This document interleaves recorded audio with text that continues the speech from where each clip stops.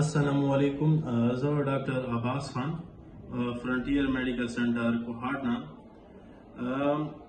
نن زموږ کوم ټاپکس دی هغه د په ژمي کې د سر خشکي یا پخه ولې زیاتیږي. دا په اوړي کې هم وي خو په ژمي کې ډیره زیاته وي. د دې یوه وجه د ډرای ایر وچه هوا ده. په دې کې داسې وي چې موږ اکثره بهار موضوع د نن هم پاتې کېږو. د بار موسم الریډي یخ وي او د نن موسم موږ ځان ګرم ساتو. نو په دې کې څه شي کې زموږ کوم د سکین چې دی جلد چې کوم دی دا وچیږي او دا وچوالی چې کوم دی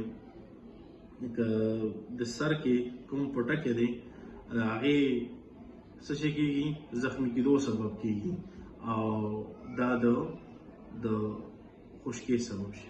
دویم دا چې هاټ شاورز موږ په ساړو موسم کې ډېر ګرم اوبو سره لامبو او دا زموږ چې کوم پوستکي باندې سر پوټکي باندې پاسه کوم تیل چې کوم دی هغه زخمي کوي، هغه پټکي خرابېږي او هغې وجې نه هلته وچوالی رامنځته کېږي، خشکي رامنځته کېږي او اریټیشن رامنځته کېږي.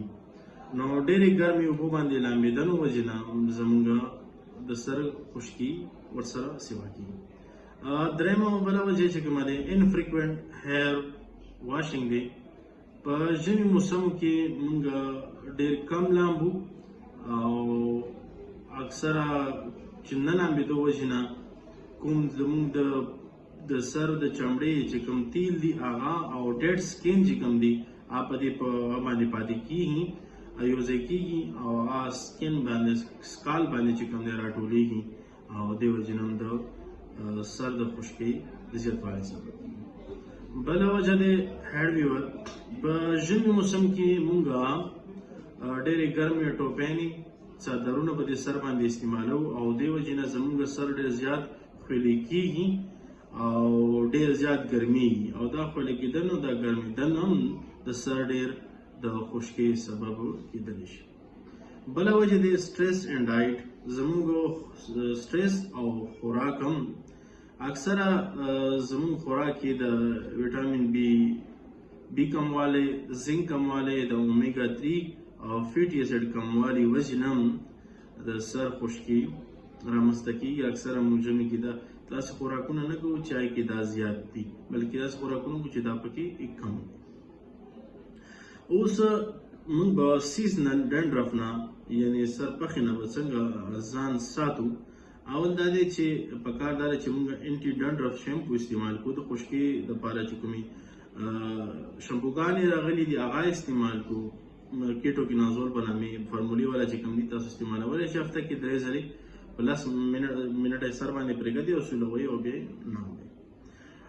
کله چې تاسو لامبئ نو ډېرې زیاتې ګرمو اوبو باندې مه لامبېږئ، بلکې تاسو تړمو اوبو باندې، نیمه ګرمو اوبو باندې لامبئ.